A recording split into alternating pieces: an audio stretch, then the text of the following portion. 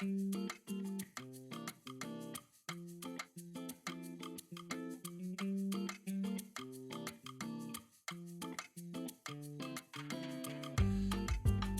about 3 potatoes, and then you just chop 1 centimeter cubed. Got a nice little bowl here that I will microwave these in. Just a little squirt of water. What's that? Maybe like a tablespoon. Then take a paper towel, wet the towel, squeeze that water out of there, cover it. That's it. This is ready for the microwave. So 6 minutes in the microwave, and it'll soften to be just ready for cooking. So I picked this package up at my local Indian store. You can buy okra anywhere, but this is pretty nice and fresh, and that's the big thing. You got to make sure that you don't have spots and so on all over. As you can feel, it's actually thick, dense, pretty hard, very firm. And what that means is it's going to take a little bit of time to cook, and we're going to cook that over slow heat. So first thing we want to do is wash it, and then we're going to start chopping it. What I find easier is to go just grab a handful of these, line them up with the heads down at the bottom like that, and then you just one quick slice, put them off to the side, and then just start chopping. Nice easy pieces. So I've got the bhindi. This is gonna be probably dinner for 4 people. And so if you look at the potatoes, they are just a little bit firm. So I wanna cook these for another minute. Different potatoes have different lengths that you need to cook them for. So it looks like these ones are just a little bit harder. I'm gonna put another minute on the clock. So there's a couple more ingredients you want to put in there. White onions, cherry tomatoes, and ginger. Now, if you don't have actual ginger, you can use ginger powder. What I like to do is just break off a piece and just peel it like you would the potato.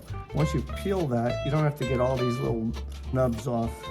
You can just cut those off if you don't want to peel those individually. It's a bit of a pain in the neck, actually. So cut it with these simple slices, just like that. And then we just chop it again until it gets small enough. This looks like a really good ginger, and you can smell that wonderful aroma. For the onions, I like to get them in like cube-sized portions here. This is about half an onion, half a large onion. So now the cherry tomatoes. The reason I like cherry tomatoes in this is it gives it a nice little sweet flavor. So just get a tomato knife, and that's it. Just chop them in half. If you want, for the bigger ones, you could chop them into quarters. You're probably gonna put a little bit of cilantro at the top too. So let's just get that cut, have it ready on the cutting board so we can use it when the dish is finished. So I keep our cilantro in a plastic bag with paper towels in it, and that actually keeps it from spoiling. So it lasts much longer when you've got it with paper towels. I like to give it a little bit of a rinse because sometimes you get cilantro, still got a little bit of grit on there, so just do it this way. Make sure that the leaves are on the bottom. That way you can just drain everything right from the top. Fold it in half, and it's very easy to cut. So what I do is right at the fold, I just chop that, and then, oop, looks like we got some brown spots here, and we just toss those. Don't like those. Let's get rid of these. Okay, cut the stems. I know in a lot of Indian cooking, people don't eat the stems. I never understood why, because stems actually contain a lot of the flavor. And when you're eating and you get that little burst of the flavor that's inside the stem, it just creates a really nice taste in your mouth. So this is ready to go. We've got our onions, ginger, okra, potatoes already out of the microwave, nice and soft so that they won't need to take a whole lot of time to cook, and some cherry tomatoes. So we're gonna start cooking the potatoes first, get those done, set them aside, and then we're gonna make the okra. First thing you do is you put a bit of oil in there. I use avocado oil, I love that, and then some salt. This gets the oil salted, and that way it cooks inside the potatoes really nicely. So let's add the potatoes in here. We're gonna start to sizzle. And you can see that they're a bit clumpy, so what you want to do is start mixing them up a little bit. You might need to add a little bit more oil, but I think this is probably going to be enough. Sometimes what I do is actually put oil inside the potatoes before I toss them into the microwave, so that way as they cook it, they don't really get stuck together. Okay, you can see they're starting to cook a little bit. You can get just a hint of brown. It's about 10, maybe 12 minutes to get a nice roast on the side of it. Meanwhile, what you do is you get your spices ready, so let's go over there. This is what goes into it, in order. Mustard seeds, cumin seeds, coriander powder, cumin powder, turmeric. Just a little bit of each except this baby. We're gonna put more of this and this in there, cumin and coriander. This is what makes a lot of the Indian spice what it is.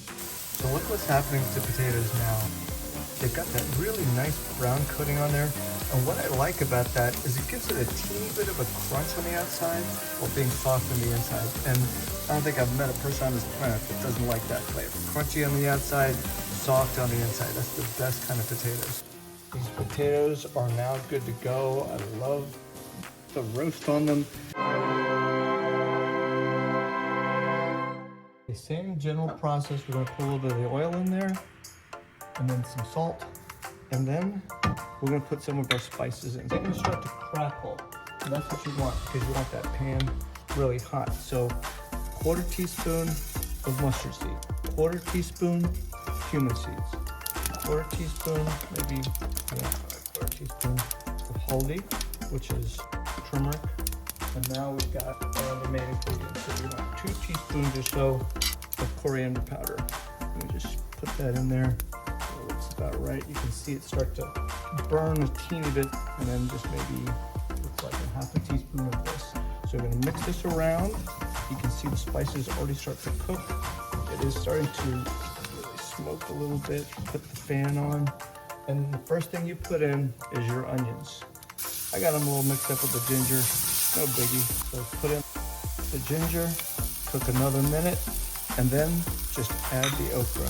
Just dump the okra in here, and then you can start sauteing this thing. Fold it over, nice and gentle, and you just keep doing that. We're gonna take this until all of the spices are kind of coated around the okra. You can see the oil on the okra. It looks really nice and bright green. It's gonna start to turn a bit of a brown as it cooks. And once it's coated, you cover it and let it simmer for a while and stir it every few minutes or so. I just took the lid off for a 5-minute check-in. You can see these strands starting to appear. Sometimes you see a lot of the gooey stuff right as you're cutting it. I didn't see that too much on this batch, but sometimes you do, and that's perfectly fine also. Now the big seasoning here is going to be salt. I've already got all the other Indian spices in there. I'm not going to really add much more of that. If it feels like it's a little light on spice, there's this special spice called Garam Masala, which is like a little catch-all. It's almost like an allspice for Indian food, and that way you can just use that as a seasoning toward the latter part of the cooking process. If you happen to have a see-through lid, this is what you're going to see. You can see all that steam building up on the top. If you don't have a see-through lid, not a biggie. I'm going to take this off again and give it another good stir. And as I touch some of these, some of the bigger pieces especially, you can see that they're still fairly hard. So that means we still got a little bit of ways to go. Right now we've been cooking this one probably about, I'm going to say 7-8 minutes so far. It goes back on. So I'm just going to grab my little spoon that I use, grab one of these small pieces, and give it a quick check. Sprinkle. But I do think it needs a teeny bit of salt. So we just sprinkle a little bit on here. You can always add more salt. Don't over salt it by accident. Been there, done that. Not a good scene. All right, we're going into the home stretch now. It's, let's say about 18-20 minutes into this. I'm gonna take a bigger piece because I wanna make sure that the larger pieces are fully cooked through. I've got my potatoes on standby, tomatoes on standby, because we are about a couple minutes away from wrapping everything up. So let's check this out after the salt was added. We're about 7 minutes away. That still needs some more cooking. What's the right amount of time to cook? It all depends on the firmness of the okra. This one was a pretty fresh batch, so it's just taking a little bit longer. So total cooking time, just for the okra alone, it's gonna be 20 to 25 minutes. Okay, I'm gonna put a little bit of garam masala in there, just as something to give it a little bit of an extra flavor. I just took about, what's that, like maybe less than 1/2 teaspoon, maybe a little bit more than that I just put in. All right, now I think it's time. What we're gonna do is mix on all the other stuff now. So we're gonna put these potatoes in. Remember that the potatoes have the nice coating of oil so they won't stick on the side. Just gonna rotate those in, fold them in. They're also slightly salted. If they are clumpy, a couple of these are clumpy here, you can see, so I'm gonna just break them up. And then I'm gonna add these tomatoes. This gives it a nice fresh flavor. You don't wanna cook it too much longer once the tomatoes are in there, because otherwise they're gonna the skin's gonna start to get really soft. You want them to still be slightly firm. And I'm gonna cover it again for about maybe another minute, maybe 2 minutes. We'll garnish it and be ready to serve. Okay, for the very last part of this, you can see that it's nicely cooked. Everything looks really good. Tomatoes are still somewhat firm, but they're cooked. They're not cold. I'm gonna just do one final taste of a larger piece. Yes, it is very good. Don't need a little more salt, because I think once I put the tomatoes in, cut back on the salt a teeny bit. So again, that's a personal preference. My family tends to cook with less salt and less spice, so this is a very non-spicy dish. It has flavor, not spice, and it is ready to eat. What we want to do is put a little bit of garnish on it. There's 2 ways to do this. If you want to cook those stems, you could put the stems in there first, let them cook for a little bit, or you could just forget about it, just put everything in. That's what I like to do. So that's about all I want to put in terms of cilantro. Some people like to just stick it on the top. I like mixing it in because that way the flavor permeates all of it. Now, my family tends to just take it right out of the pot here. We don't even put it into dishes, but if you just make it look really pleasant in a dish. So my family oftentimes will just serve it ourselves. We're always so busy at dinner time or any other time, and we just grab it right out of the pot. Fewer dishes to clean also. This is very tasty Bhindi aloo.